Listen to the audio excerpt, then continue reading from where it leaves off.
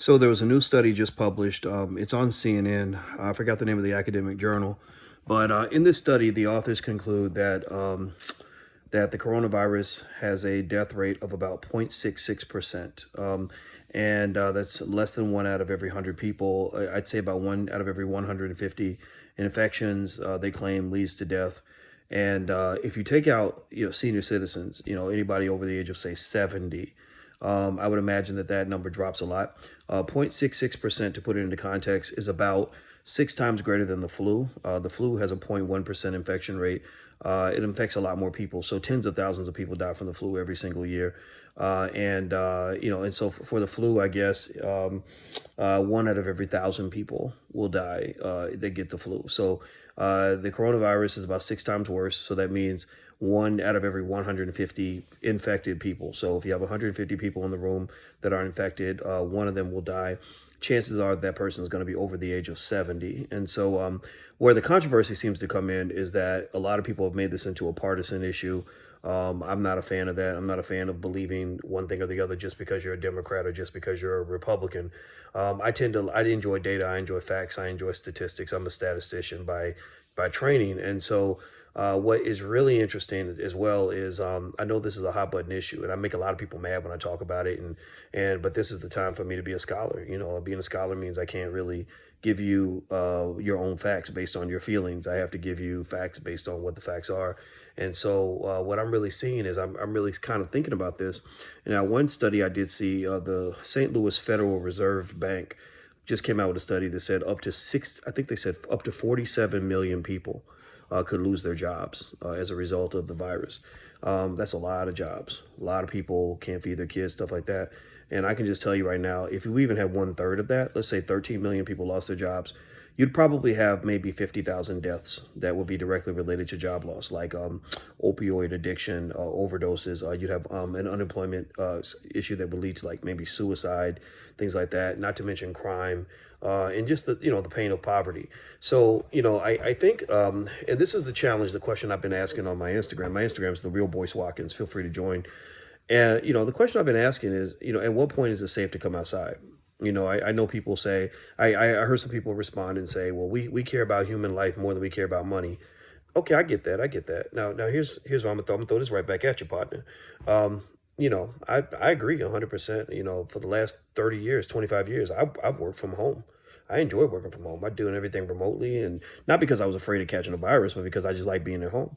So I'm all for the idea of never going back to work. But what about that person that does want to go back to work? And I think the question is, at what point is it safe to come outside? Do the odds have to be 1 in 300 that something might happen? 1 in 500? 1 in 1 million? Because every day people die, right? Every day, you go out and you catch the flu, you're gonna die. Not die, scratch that. I mean, I didn't mean to say it like that. You catch the flu, you could die. You could get in a car, you could die. People die of pneumonia, people get cancer, people catch HIV. The HIV probably has a higher mortality rate than the coronavirus. But lots of people still have sex. I mean, did people quarantine themselves from sex? Are they not having sex?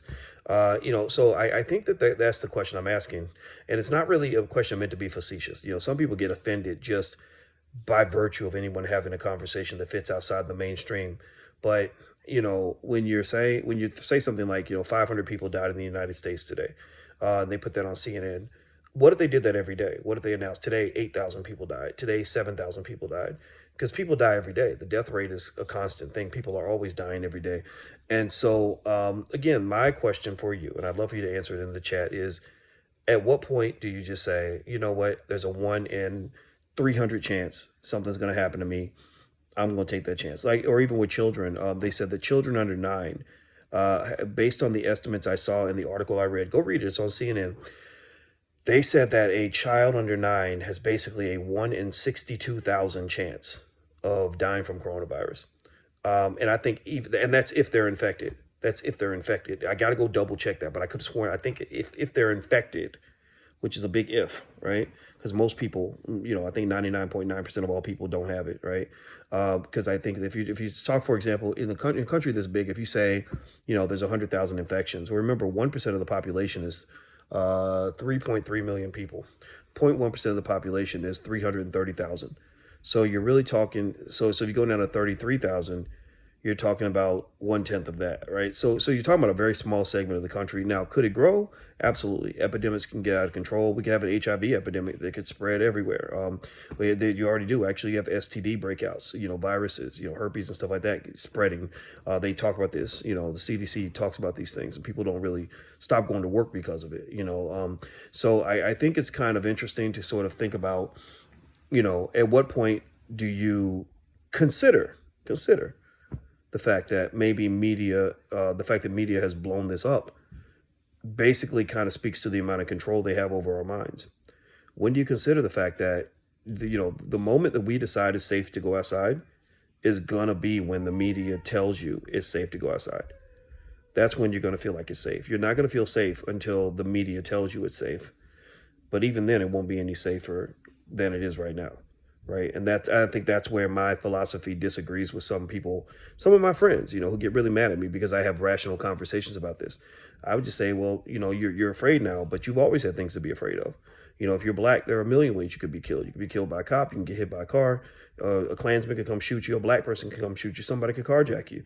You might just wake up one day sick. There's a lot of things that can happen. So I don't live in fear of the coronavirus. Even as a person who does, I'm doing the social distancing, I'm respecting the rules, right? We've been quarantined in the house for many, many weeks, but I'm just not a person that's able to get into all the hype of it all. I just do I do what they say to do. And I say, well, I'm not going anywhere because everything's shut down. It's fine. I'm going to fit into that.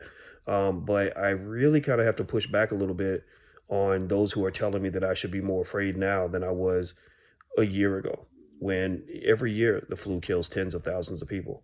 Every year, HIV kills tens of thousands of people. Every year, heart disease, things like measles and rabies and all kinds of stuff is out here. There's a ton of viruses out here. So the viruses are not gone just because coronavirus is under control.